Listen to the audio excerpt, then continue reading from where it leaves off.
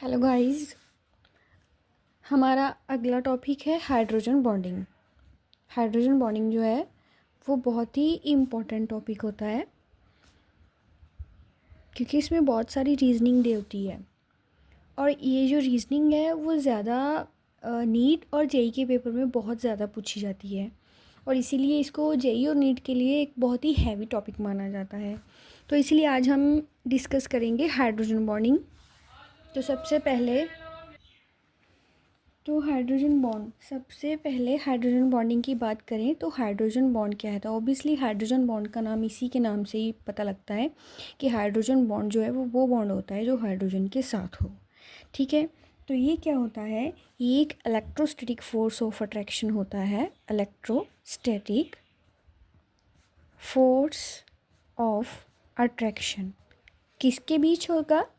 ये electrostatic force of attraction होगा hydrogen atom के बीच और कोई भी इलेक्ट्रोनेगेटिव एटम के बीच। अब इलेक्ट्रोनेगेटिव एटम कौन सी होगी? वो होगी सबसे ज़्यादा इलेक्ट्रोनेगेटिव फ्लोरीन, उसके बाद ऑक्सीजन, उसके बाद नाइट्रोजन। और हम अगर इनको याद करने का ट्रिक देखें तो हम इसको फ़ोन से भी याद कर सकते हैं। फ़ोन मतलब फ्लोरीन, ऑक्सीजन और नाइट्रोजन। तो वो एलिमेंट्स फ्लोरीन, ऑक्सीजन और नाइट्रोजन मींस इलेक्ट्रोनेगेटिव एटम्स जो है, मॉलिक्यूल एलिमेंट्स जो है वो हाइड्रोजन के साथ बॉन्ड बनाएंगे। कौन सा बॉन्ड बनाएंगे? इलेक्ट्रोस्टैटिक फोर्स ऑफ अट्रैक्शन बनाएंगे। और इसका कॉज क्या होता है, ये मतलब बॉन्ड बनता कैसे है? तो जब भी हाइड्रोजन के साथ कोई भी इलेक्ट्रोनेगेटिव एलिमेंट जब इसके साथ बॉन्ड बनाएगा, वो तो इसके साथ बॉन्ड बनाएगा by mutual sharing of electron. और आपको पता है कि जब कोई एटम जो है वो म्यूचुअल शेयरिंग ऑफ इलेक्ट्रॉन करता है उसे कोवलेंट बॉन्ड बोलते हैं। लेकिन इसमें क्या होगा कि जो फ्लोरीन है वो बहुत ही ज़्यादा इलेक्ट्रोनेगेटिव है, तो वो क्या करेगा, ये जो इलेक्ट्रॉन पेयर इन दोनों ने शेयर किया होगा वो अपनी तरफ खींच लेगा। और जब वो अपनी तरफ इस इलेक्ट्रॉन को खींच लेगा देन इसके ऊपर पार्शियल पॉजिटिव चार्ज आ जाएगा और इसके बीच क्या आ जाएगा, इसके ऊपर आ जाएगा पार्शियल नेगेटिव चार्ज।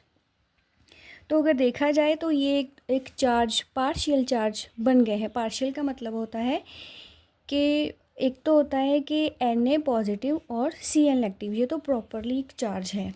लेकिन ये क्या है, ये बॉन्ड इन्होंने तोड़ा नहीं है, जस्ट इलेक्ट्रॉन अपनी तरफ खींची हैं। इसीलिए ये आधा अधूरा एक आयन ही बन चुका है। इसीलिए इसको पार्शियल नेगेटिव चार्ज शो करेगा और ये पार्शियल पॉजिटिव चार्ज शो करेगा। जो भी एलिमेंट अपनी तरफ इलेक्ट्रॉन खींचेगा उसकी तरफ पार्शियल नेगेटिव चार्ज होगा और जिसकी तरफ से खींचा जाएगा उसे पार्शियल पॉजिटिव चार्ज से शो किया जाएगा। तो ये क्या होगा, अब अगर नेक्स्ट मॉलिक्यूल की बात करें तो वो भी ऐसे ही करेगा। उसके ऊपर भी पार्शियल पॉजिटिव चार्ज होगा और यहाँ पर पार्शियल नेगेटिव चार्ज होगा और ये जो बॉन्ड बनेगा this is called hydrogen bond. इसे हम क्या बोलेंगे? Hydrogen bond. ठीक है, तो यही इसका कॉज है कि हाइड्रोजन बॉन्ड कैसे बनता है। और नेक्स्ट हम अगर बात करें इनकी कंडीशंस की, तो कंडीशंस तो यही है कि हाइड्रोजन जो है वो इनमें से 3 के साथ किसी भी एक के साथ बॉन्डेड होना चाहिए और साइज़ ऑफ इलेक्ट्रोनेगेटिव एटम जो है वो बहुत ही स्मॉल होना चाहिए। ठीक है जी, अब नेक्स्ट आ जाती है इसकी टाइप्स। इसकी 2 टाइप्स होती है। First of all intramolecular hydrogen bonding और next is intermolecular hydrogen bonding. तो फर्स्ट ऑफ ऑल तो इंट्रा का मतलब होता है सेम, इसका मतलब होता है सेम। तो जब हाइड्रोजन बॉन्डिंग जो है वो इन बिटवीन सेम मॉलिक्यूल्स में होगी उसे हम बोलेंगे इंट्रामॉलिक्यूलर। और इंटरमॉलिक्यूलर कौन सी होगी? जो डिफरेंट मॉलिक्यूल्स के बीच में होगी उसे हम क्या बोलेंगे? Intermolecular hydrogen bonding. एग्जाम्पल के लिए देख लेते हैं, ये है ऑर्थो नाइट्रो फिनोल बोलते हैं इसे, ऑर्थो नाइट्रो फिनोल। अगर इसकी हम बात करें तो ये हाइड्रोजन जो है इस ऑक्सीजन के साथ H बॉन्डिंग शो करेगा। और इंटरमॉलिक्यूलर की देखें तो वो क्या है, उसे बोलते हैं पैरा, मीन्स उसके पैरों में NO2 ग्रुप आ जाएगा। ये वाला किसी और मॉलिक्यूल से हाइड्रोजन बॉन्डिंग शो करेगा। सिमिलरली ये भी अगले वाले से हाइड्रोजन बॉन्डिंग जो है वो शो करेगा। तो इंट्रा का मतलब क्या होता है, जो हाइड्रोजन बॉन्डिंग से मॉलिक्यूल में होती है उसे हम बोलते हैं इंट्रामॉलिक्यूलर हाइड्रोजन बॉन्डिंग। और इंटरमॉलिक्यूलर हाइड्रोजन बॉन्डिंग में क्या होता है, जो डिफरेंट मॉलिक्यूल्स में ये हाइड्रोजन बॉन्ड जो बन रहे हैं इन्हें हम बोलते हैं इंटरमॉलिक्यूलर हाइड्रोजन बॉन्डिंग।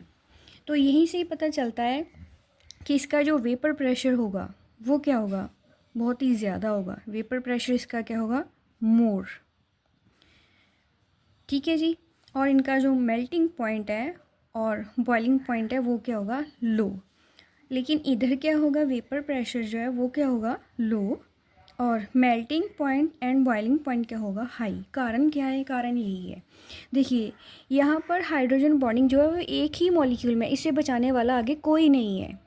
ठीक है, इसीलिए ये तो वेपराइज हो जाएगा एकदम। इसका मतलब ये है कि इसका मेल्टिंग और बॉइलिंग पॉइंट तो लो है और बहुत ही लो अमाउंट पे वो वेपराइज हो जाएगा। लेकिन अगर हम इसकी बात करें, यहाँ पर क्या है, इंटरमॉलिक्यूलर हाइड्रोजन बॉन्डिंग के बीच अगर हम इसको मेल्ट करने के लिए बॉइलिंग पॉइंट बॉयल करने के लिए हम टेम्परेचर प्रोवाइड करते हैं, तो पहले ये वाला हाइड्रोजन बॉन्ड टूटेगा, देन ये वाला टूटेगा। तो इस हिसाब से फिर इनके बीच जो है बॉन्डिंग वो काफ़ी स्ट्रॉन्ग है।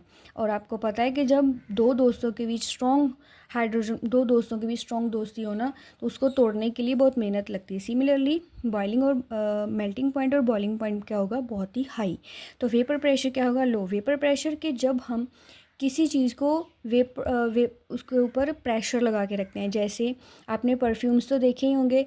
परफ्यूम्स जो है बेसिकली वो गैस है, लेकिन जब हम उन्हें खुला छोड़ देंगे दे विल वेपराइज, क्योंकि गैस को हम जितने प्रेशर से लगा कर रखते हैं वो फिर लिक्विड में कन्वर्ट हो जाता है। तो इसके ऊपर वेपर प्रेशर लगाने की ज़रूरत नहीं है क्योंकि इन्होंने एक दूसरे को पकड़ रखा है। इधर वेपर प्रेशर की ज़्यादा ज़रूरत है क्योंकि उसको किसी ने पकड़ नहीं रखा है। ठीक है जी, तो ये थी टाइप्स।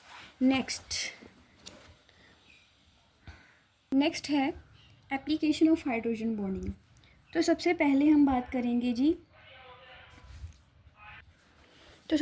बात करेंगे एसोसिएशन की। सबसे पहले बात हम करेंगे एसोसिएशन की।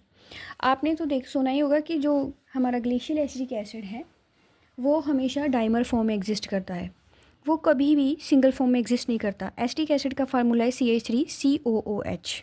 ठीक है, और इसका जो मास है ना वो 60 होता है।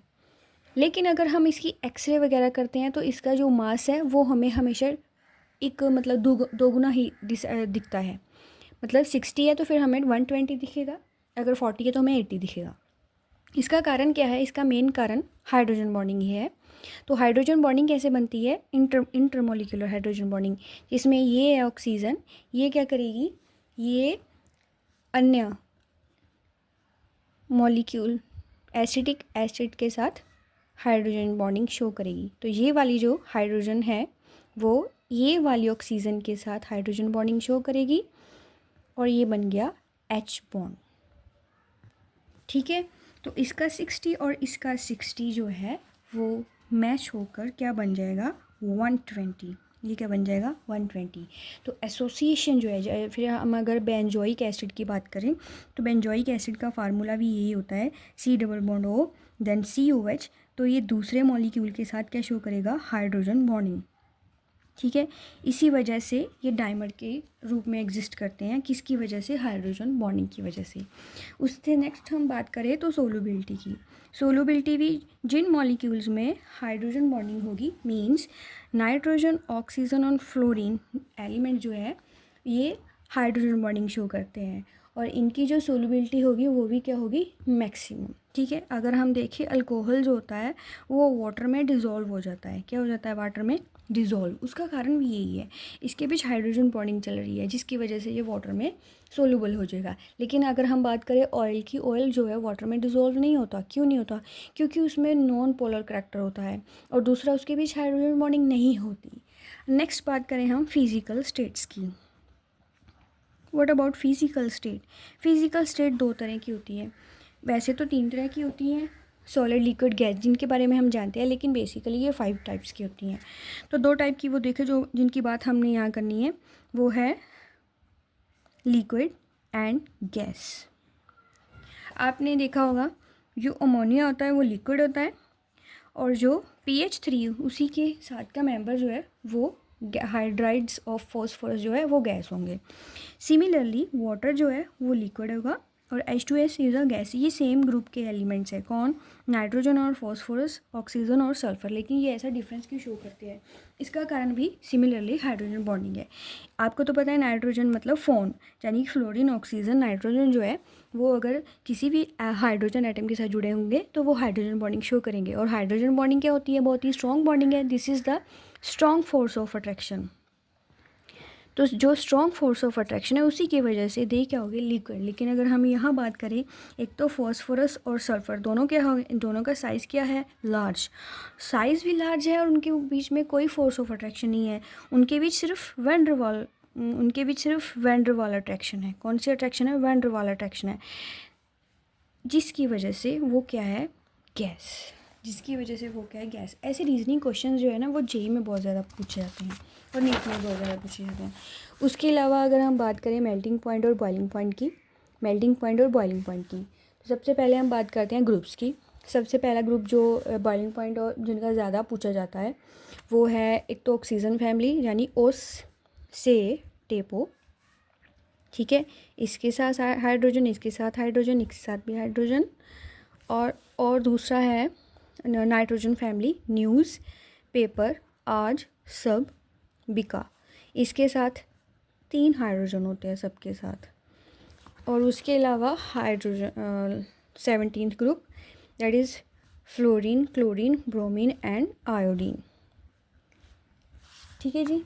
अगर इनकी हम बात करें तो इसकी अगर बात करें तो सबसे पहले जो मेल्टिंग और बॉइलिंग पॉइंट जो होता है वो HF का ज़्यादा होता है, उसके बाद HI का ज़्यादा होता है, उसके बाद HBr का ज़्यादा होता है, उसके बाद HCl का ज़्यादा होता है, ठीक है जी। ये क्यों है वो मैं बताती हूँ आपको। उसके बाद अगर हम बात करें इस ग्रुप की, इस ग्रुप में क्या है कि जो बॉइलिंग पॉइंट है, तो अगर हम ऑर्डर्स की बात करें तो ये है ऑक्सीजन वाली फैमिली का ऑर्डर, जिसमें हम देख रहे हैं कि H2O जो है वो फर्स्ट में, मतलब फर्स्ट जो है वो पहले आ रहा है, उसके बाद फिर ये आ रहा है, फिर दिन ये लास्ट में H2S आ रही है। चलो H2S तो गैस है, वो तो आपको पता ही है। नेक्स्ट अगर हम इसकी बात करें, यहाँ पर मेल्टिंग पॉइंट जो है उसमें अमोनिया आगे है, बाकी सेम, फिर SB आएगा, फिर AS आएगा, फिर PH3 आएगा। अगर हम इसकी बात करें, इसमें क्या है कि पहले SB आएगा, देन उसके बाद अमोनिया आएगा, अमोनिया के बाद फिर AS आएगा, देन PH3 आएगा।